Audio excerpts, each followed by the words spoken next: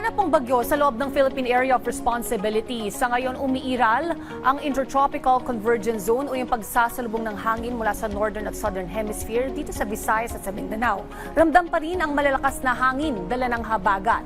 Pinalalakas ang habagat ng bagyong Gardo na ngayon ay may international name na Higos. Kaya naman, makararanas ng maulap na panahon ang buong Luzon. Asahan din ang paminsang mahinang pag-ulan o occasional rains sa Pangasinan, Zambales at sa Bataan. Ulap hanggang sa kalat-kalat na pag-ulan naman ang mararamdaman sa nalalabing bahagi ng Luzon kabilang ang Metro Manila.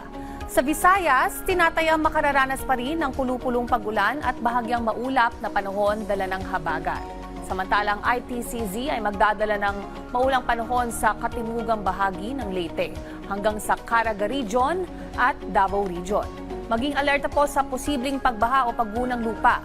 Makararanas din ng localized thunderstorms o panandaliang pag-ulan ng nalalabing bahagi ng Mindanao.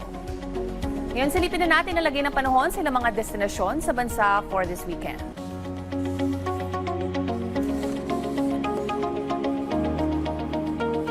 Keep safe at stay dry. Laging tandaan may tamang oras para sa bawat Pilipino. Panapanaw lang yan.